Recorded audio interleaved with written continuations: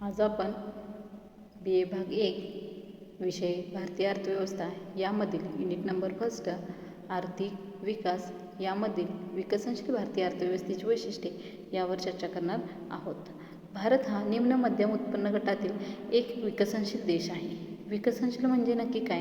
तर भारतीय नियोजन महामंडळाच्या मते उपयोगात न आणलेले मनुष्यबळ व उपयोगात न आणलेली साधनसामुग्री या दोन्ही गोष्टी ज्या देशामध्ये आढळून येतात त्यास विकसनशील देश असं म्हटलं जातं. पहा, विकसनशील भारतीय अर्थव्यवस्थेची काही वैशिष्ट्ये आहेत. त्यातील पहिलं वैशिष्ट्य आहे लोकसंख्येचा स्फोट. आता लोकसंख्येचा स्फोट म्हणजे नक्की काय? तर लोकांची संख्या एखाद्या विशिष्ट प्रदेशामध्ये झपाट्याने वाढणे म्हणजे काय होय? तर लोकसंख्याचा विस्फोट होय. पहा, लोकसंख्येचा स्फोट हा विकसनशील देशाचे लोकसंख्या स्फोट हे काय आहे? महत्त्वाचे वैशिष्ट्य आहे. म्हणजेच विकसनशील देशात लोकसंख्येचे आकारमान मोठे असून व लोकसंख्या वाढीचा दरसुद्धा जास्त आहे. विकसनशील देशाचा प्रचलित जन्मदर हा मृत्यूदराच्या प्रमाणामध्ये जास्त आहे. जन्मदर हा उच्च आहे व मृत्यूदर घट होत आहे. त्यामुळे भारतीय देशातील लोकसंख्येची वाढ ही जास्त प्रमाणात असल्यामुळे लोकसंख्येचा विस्फोट भारत देशामध्ये झालेला आढळून येतो. पहा, विकसनशील देशातील लोकसंख्येची प्रतिवर्षी सरासरी 2 ते 3% वाढत गेलेली आहे. त्यामुळे शेतजमिनीची टंचाई, लहान आकारमान, बेकारीचे प्रमाण, अन्न संकट म्हणा, दारिद्र्याचे प्रमाण या समस्यांना सामोरे जावं लागत आहे. या देशामध्ये समस्या निर्माण होत आहेत. दुसरं पॉईंट आहे शेती ही प्राथमिक उत्पादन क्षेत्र. विकसनशील अर्थव्यवस्था म्हणजे भारताच्या मूलभूत वैशिष्ट्यापैकी एक महत्त्वाचे वैशिष्ट्य आहे. प्राथमिक उत्पादन क्षेत्र याचा अर्थ शेती व शेती संलग्न उद्योग व्यवसायाचा समावेश याच्यामध्ये होतो. भारतातील बहुसंख्य लोकसंख्या शेती व शेती संलग्न व्यवसायामध्ये गुंतलेली आहे. बघा, साधारणतः 2011च्या जनगणनेनुसार अहवालानुसार 54.6% लोकसंख्या ही शेती व शेती संलग्न व्यवसायामध्ये गुंतली गेलेली होती किंवा ते काम करत होती. तर सन 2022 ते 2023मध्ये स्थूल देशांतर्गत उत्पन्नाचे शेती क्षेत्राचे प्रमाण हे योगदान 18.3% इतके होते. मग शेती क्षेत्रात गुंतलेली लोकसंख्येतील घटीपेक्षा शेती क्षेत्राचा स्थूल देशांतर्गत उत्पन्नातील ही 6 वेगाने घटत आहे हे दिसून आले. कारण ते शेती क्षेत्र हे कमी उत्पन्न मिळवणारे क्षेत्र आहे. तसेच शेतीसाठी गुंतवलेली प्रति व्यक्तीची उत्पादकता खूपच कमी आहे. शेतकरी अजूनही पारंपरिक पद्धतीने व्यवसाय करत आहेत. त्यामुळे त्या शेती क्षेत्रामध्ये यंत्र व आधुनिक तंत्राचा वापर मर्यादित स्वरूपामध्ये केला जातो. पॉईंट नंबर 3, कमी दरडोई उत्पन्न. विकसनशील देशामध्ये विकसित देशाच्या तुलनेत विकसनशील देशाचे दरडोई उत्पन्न हे कमी दर्जाचे किंवा अत्यंत कमी आहे असं म्हटलं आहे. पहा, आंतरराष्ट्रीय नाणेनिधीच्या अहवालानुसार सन 2017मध्ये भारताचे दरडोई उत्पन्न हे $1,983 इतके होते. तर 188 देशापैकी भारताचा जगात 140वा क्रमांक होता. जागतिक बँकेच्या अहवालानुसार 2017मध्ये भारताचे दरडोई उत्पन्न हे $1,940 इतके होते. तर 184 देशापैकी भारताचा 138वा क्रमांक होता. तसंच 2023च्या भारतातील लोकसंख्येचे दरडोई उत्पन्न हे $2,239 इतके होते.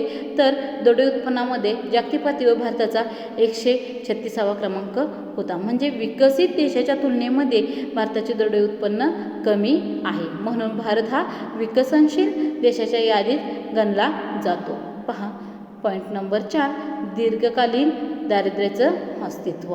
भारतासारख्या विकसनशील देशामध्ये दीर्घकालीन दारिद्र्याचं अस्तित्व असलेले हे एक महत्त्वाचं वैशिष्ट्य दिसून येते. दारिद्र्याचे किंवा गरिबीचे प्रमाण समस्या कोणत्या तात्पुरत्या आर्थिक गडबडीमुळे उद्भवलेल्या नसून त्या चुकीच्या उत्पादन पद्धती आणि सामाजिक संस्थांच्या अस्तित्वामुळे उद्भवलेल्या आहेत.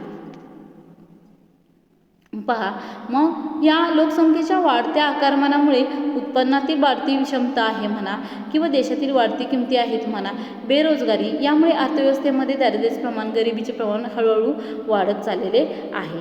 यानंतरचा पॉईंट आहे तो बेकारी व अर्धबेकारी. भारतामध्ये मोठ्या प्रमाणावर बेकारी व अर्धबेकारी असलेली दिसून येते. वाढती लोकसंख्या, पर्यायी व्यवसायाचा अभाव म्हणा किंवा उद्योग व्यवसायात वाढ चालल्यामुळे भांडवल प्रधान तंत्राचा वापर यामुळे बेकारी व अर्धबेकारीची समस्या अर्थव्यवस्थेमध्ये वाढत चाललेली असते. मग देशातील बहुसंख्य लोकसंख्या ही शेती व शेती संलग्न व्यवसायामध्ये गुंतली गेलेली आहे किंवा काम करत आहे. बघा, शेतीशिवाय दुसऱ्या व्यवसायामध्ये फारसं संधी उपलब्ध नसल्यामुळे घरातील प्रत्येक जण शेतीत राबतो. त्यामुळे शेतीमध्ये जरुरीपेक्षा जास्त माणसे काम करत असल्यामुळे ज्या ठिकाणी शेतीचे 5 माणसांचे काम आहे त्या ठिकाणी 10 माणसे काम करत आहेत. त्यामुळे अशा वेळी शेती क्षेत्रामध्ये कामे करत असलेले जादा 5 माणसे एका अर्थाने बेकारच आहेत असं म्हटलं जातं. यानंतरचा पॉईंट आहे भांडवल निर्मितीचा अभाव. भांडवल निर्मितीचा अभाव पहा, जगातील विकसनशील देश हा भांडवल निर्मितीच्या अल्प दरामुळे त्रस्त आहेत. या देशातील दरडोई उत्पन्नाची पातळी फारच कमी असल्यामुळे बचतीचा दरही अत्यंत कमी आहे. यामुळे भांडवल निर्मितीचा वेग हा मंद होतोय. जगातमध्ये विकसनशील देशामध्ये भांडवलाचं प्रमाणच काय आहे, अल्प प्रमाणात आहे. त्यामुळे या देशाचे दरडोई उत्पन्न काय होते, भांडवलच कमी असल्यामुळे दरडोई उत्पन्नाचं प्रमाण हे कमी असलेलं दिसून येते. त्यामुळे उत्पन्न कमी असेल तर व्यक्तींच्याकडचे बचत प्रमाण काय आहे, कमी होत आहे. त्यामुळे भांडवल निर्मितीचा वेग हा मंद होऊन गुंतवणुकीचं प्रमाण काय होतंय, दर कमी होत आहे असं म्हटलेलं आहे. बघा, त्याच्यानंतरचा पॉईंट आहे बचतीचं प्रमाण कमी. विकसनशील देशात बचतीचं प्रमाण कमी असते कारण विकसनशील देशातील बहुसंख्य लोकसंख्या की लोकांचे दरडोई उत्पन्न काय होते, खूपच कमी पडते. वाढत्या लोकसंख्येमुळे असेल म्हणा, भांडवलाची कमतरता आहे म्हणा, या सर्व समस्या ज्या आहेत किंवा आर्थिक विषमता आहे यामुळं काय होते की भारतीय अर्थव्यवस्थेमध्ये बचतीचे प्रमाण व्यक्तीचं कमी आहे. विकसनशील देशातील बचतीचे प्रमाण कमी असण्याचं कारण म्हणजे विकसनशील देशातील बहुसंख्य लोकांचे दरडोई उत्पन्न हे खूप कमी आहे.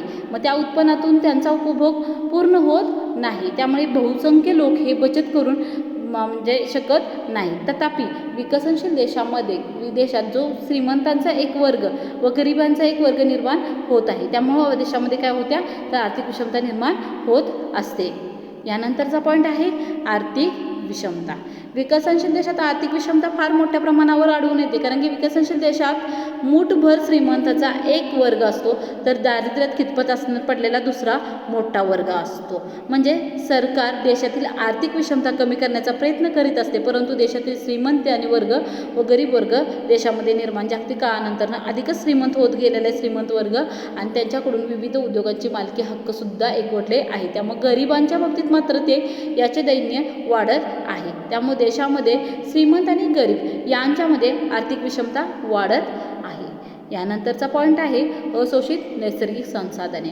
विकसनशील देशाचा आर्थिक विकासाचा वेग हा कायम राखण्यासाठी विविध प्रकारच्या नैसर्गिक संसाधनांचा वापर पुरेशा प्रमाणामध्ये ताबा घेणे आणि त्याचा वापर करणे अत्यंत महत्त्वाचे आहे. परंतु विकसनशील देश एकतर कच्च्या मालाच्या टंचाईने त्रस्त आहेत म्हणजे स्वतःच्या अशोषित नैसर्गिक संसाधनामुळे त्रस्त आहेत. जर आपण या देशाच्या अर्थव्यवस्थेवर नजर टाकली तर आपल्याला दिसून येईल की काही विकसनशील देशामध्ये जमीन आहे, पाणी आहे, खनिज आहे, जंगल आहे इत्यादी नैसर्गिक संसाधने पुरेशा प्रमाणामध्ये उपलब्ध आहेत. बघा, परंतु ही संसाधने मोठ्या प्रमाणात वापरात नाहीत किंवा वापरली जात नाही.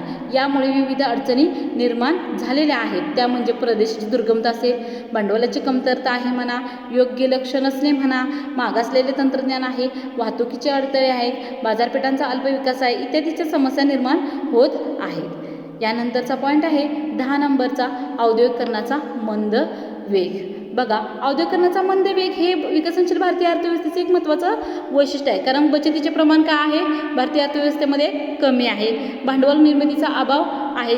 तशाच प्रकारे कृषी क्षेत्र हे मागासलेलं आहे. कमी दरडोई उत्पन्न आहे, लोकांच्या अतिरिक्त भार आहे. त्यामुळे विकसनशील देशामध्ये औद्योगिक विकासाचा वेग हा मंद राहते. उद्योगाचा कच्चा माल, कुशल कामगार असतील म्हणा, भांडवल उपलब्ध नाहीत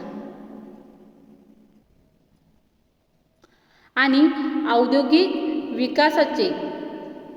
विकासाची प्रचंड क्षमता असूनही या देशांना औद्योगिक विकास करता आला नाही. पहा, यानंतरचा पॉईंट आहे वाहतूक व दळण व्यवस्था अपुऱ्या. विकसनशील देशामध्ये वाहतूक व दळणवळण व्यवस्था ही खूपच अपुरी स्वरूपामध्ये आहे. तसेच काही वाहतूक व दळणवळणाच्या व्यवस्था ही अत्यंत जुनाट पद्धतीच्या आहेत. विकसनशील देशामध्ये अनेक खेड्यापाड्यांमध्ये रस्ते नसतात आणि तसेच शहर असतील व खेडे असतील यांना जोडणाऱ्या रस्त्यांना अभाव असतो. बघा, शहरामध्ये वाहतुकीची मोठी कोंडवाडी असते पाहावयास मिळते. त्याचप्रमाणे रेल्वे असेल, बस वाहतूक असेल, विमान वाहतूक आहे म्हणा, जल वाहतूक आहे म्हणा, या सर्व वाहतुकीचे प्रकारही अपुरेच आढळतात. त्याचप्रमाणे दूरसंचार आहे, मोबाईल आहे म्हणा, सेवा आहेत इत्यादी दळणवळण साधनांचाही पुरेशा प्रमाणामध्ये विकास झालेला नसतो. एकंदरीत विकसनशील देशाच्या अर्थव्यवस्थेमध्ये वाहतूक व दळणवळणाच्या साधनांच्या अपुरेपणामुळे, त्यांच्या मागासलेपणामुळे विकासाच्या मार्गामध्ये अडथळे किंवा अडचणी निर्माण झालेल्या आढळून येतात.